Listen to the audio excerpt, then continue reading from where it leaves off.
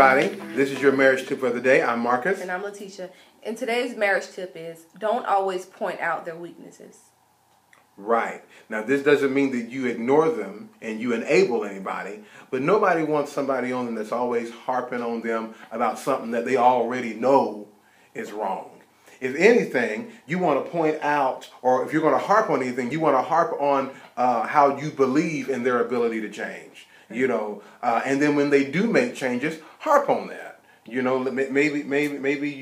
Maybe the wifey put too much salt on the steak the last time. I don't know. Well, don't harp on that when she says she's gonna cook steak again. Saying. And don't even harp on it like when you get the steak in front of you. Just eat the meal because eat it and shut up. Yeah, because it's gonna ruin the meal for both of you guys. Because if he's talking about how salty the steak is, and you're eating the steak thinking it's okay, and you're thinking about all the time and work and all the love that you put in that meal, and the husband is just nagging about how salty it is. I mean, you're not going to feel appreciated at all, and so you're not going to enjoy the meal either. So this is what I would advise for you to do. Okay, maybe wait a couple of days, huh? Yeah, or just maybe later on that night after the meal is over, we have a good attitude while you're eating it. I mean, I'm not saying eat it if it's just really, really bad and it's just horrible. But I'm sure your wife wouldn't do that. Your wife wouldn't do that, no. If she was going to do that. If she's eating it, yeah. Then it's all right. But don't make her feel bad about it. Just wait till the meal is over and then just say, you know what, it was pretty good, but maybe just a little bit, lay off on the salt maybe the next time, right? It was good, don't get me wrong. Or maybe you can even say it even sweeter than that. You can say, well, honey, I really appreciate you for taking the time out and cooking me that there you go. Really nice meal today. There you go. I love the green beans. Come on, green beans. The bread. There was glory in the bread. Potatoes. Mashed potatoes were holy. And you cooked that steak to perfection. To perfection. Maybe if we don't add as much salt next time. It'll be perfect, boo. See, she ain't gonna slap you then. No, because she's thinking about all the praise you just gave her. Right. Versus you looking at it saying, I'm supposed to eat that. No, don't do that. Don't do that. And then too, you also want to remember, anytime that you're going to point out, any kind of weakness or something that needs to be changed, you want to make sure that you point out the good things first, the positive things. Right. Because if you go at your husband or your wife with, the negative thing first, by the time you get to the positive, they're going to be shut down. It won't matter. So you want to put the positive first. And people say, well, I just don't know if I got all that kind of time. I don't think it ought to take all of that. They ought to be emotionally stable. But you know what? If you want your marriage to work, you got to do what you got to do. But it's not about being emotionally stable. It's just about being polite.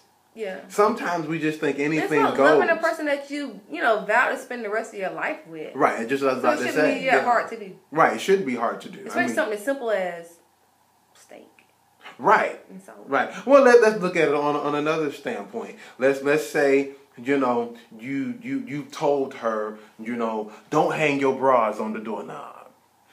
Who does that? I know. I'm just saying. Nobody here does that. But I'm just saying. Don't hang your bras on the doorknob. That's not. Maybe you walk in one day and maybe she does it after you talk to her about it. Well, then it's not the time to go around slamming doors saying this is the 37th time I've told you not to do that. No. Don't harp on that. Or maybe one thing that you can do too, if that bra on the doorknob is really working your nerves like that, whenever you see it, just go over to the doorknob, take it off, and put it where it goes. If your wife goes back to look for that bra on the doorknob, and she will look for it. Yeah, because she needs some support.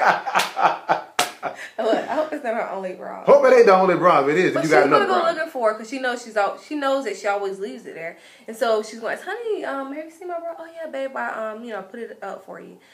If she sees that the husband is always putting it up, her common senses are going to come into play, and she's gonna, Something real simple as just not harping on the other person's weaknesses can preserve a peaceful, loving atmosphere. Right. In your home and in your relationship. When you have the right atmosphere in your home and in your relationship, it gives way to good communication. Right. And things like too much salt on a steak and, having a bra on the doorknob. These things are pretty petty. Non-essential. But the thing is, these keys work, when you have to deal with, the big things too. The big things too. Yeah, maybe, what you say? Weight. Yeah. Maybe they're just too large. That can be kind of. Well, I mean, it's touch and go. I mean, you know, maybe you know that they need to exercise, you know, but this is the thing. You all have got to come together and get some goals together, and then you keep them accountable to the goals, not you coming up with the goals for them. You want to encourage her along the way. And then when you see that she's making progress, even if it's just a tad bit. Take her shopping. Yeah, and then make a big deal about it. Right, right. And if you want to lose weight so bad, get out there and run with her. Yeah. And that goes the other way around. Yeah, or buy her the equipment or get her the membership pads. Hold it, you ain't even got to run with them. When I was jogging, and I still do some jogging now, Tisha would get on a golf. I know, I'm gonna get back on it. But when I'm trying to encourage you, baby, get back in it, because you look so good when you jog. You're so toned and all that. I understand. Okay. But when I was jogging, she would get the golf cart and she would drive while I jogged. And it was just support. You know, it was good to have her there, somebody to talk to. So something as simple as that. You know, there's a big difference between getting out there jogging with the spouse or getting on a golf cart with them than telling them that they fat and they need to jog. Nobody wants to hear that. Nobody wants to hear that. Especially from the person that they love. The same thing, like if your husband is out of shape and, you know, he has stuff going all over the place, you know, encourage him, babe, I think you look really good, you know, if you toned up just a little bit. Well, no. Okay, first, you want to say, babe, you look really good.